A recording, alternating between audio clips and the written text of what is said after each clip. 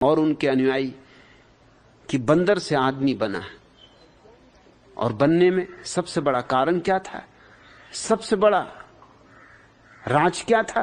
क्योंकि बंदर तो चारों हाथ पैर से चलता है, आदमी दो पैर पर खड़ा हो गया। आदमी का खड़ा हो जाना दो पैर पर विकास में सबसे बड़ा चरण सिद्ध हुआ। दो पैर पर खड़े हो जाने के कारण ही आदमी और बंदर में जमीन आसमान का अंतर हो गया। कहां बंदर और कहां आदमी।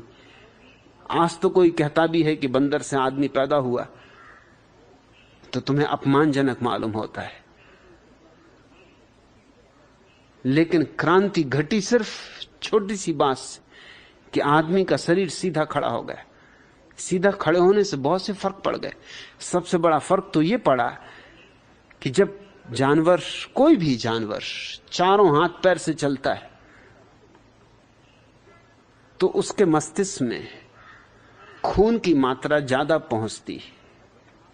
इसलिए खून की अधिक मात्रा पहुंचने के कारण सूक्ष्म तंतु विकसित नहीं हो पाते। खून के बहाव के कारण टूट जाते, बनते भी हैं तो टूट जाते। और तंतु बहुत सूक्ष्म है मस्तिष्क के। तुम्हारे इस छोटे से सिर में 7 करोड़ तंतु हैं, बड़े बारीक हैं। इतने बारीक हैं कि तुम्हारा बाल भी इतना बारीक नहीं। वैज्ञानिक कहते हैं कि अगर मस्तिष्क के तंतुओं को एक के ऊपर एक, एक के ऊपर एक रखा जाए तो 1000 तंतुओं को रखने से तुम्हारे बाल की मोटाई के बराबर तंतु बनेगा।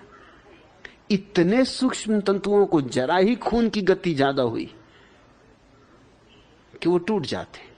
उनके टूट जाने से मस्तिष्क विकसित नहीं हो पाया जानवरों का। आदमी खड़ा हो गया दो पैर से। इसका परिणाम सबसे बड़ा तो यह हुआ कि गुरुत्वाकर्षण के विपरीत होने के कारण उसके सिर तक खून कम पहुंचने लगा। स्वभाव था, क्योंकि गुरुत्वाकर्षण नीचे की तरफ खींचता है वस्तुओं को, खून को भी नीचे की तरफ खींचता है। मस्तिष्क की तरफ खून कम जाने लगा। इसलिए तो तुम बिना तकिए के रात में सो नहीं सकते।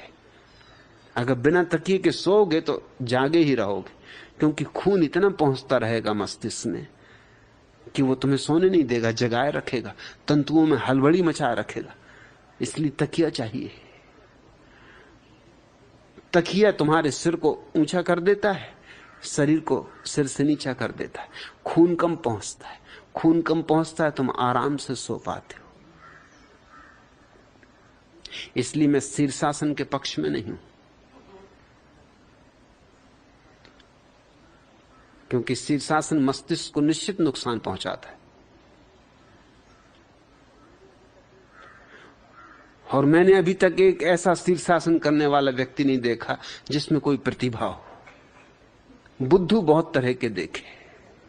खोपड़ी के बल खड़े हुए लोग बुद्धू ही हो सकते। पहले तो बुद्धू होने ही चाहिए, तब वो खोपड़ी के बल खड़े होंगे। दूसरा, फिर खोपड़ी के बल खड़े होने से और बुद्धूपन पैदा होगा। और जितनी ज्यादा देर खड़े होंगे उतने बुद्धू होंगे।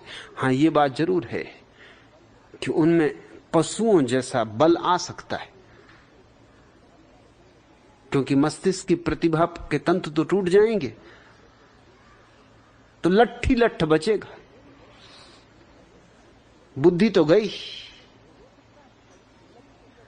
तो हो सकता है शरीर के लिए तो स्वास्थ्यप्रद हो, लेकिन मस्तिष्क के लिए तो हानिप्रद है। और ये तो पक्की बात है, बंदर से जूझ के देख लो तो पता चल जाएगा। एक बंदर पर्याप्त है तुम्हारे बड़े से बड़े पहलवान को भी ठंडा कर देने के लिए। विवेकानंद के पीछे एक बंदर पड़ गया था।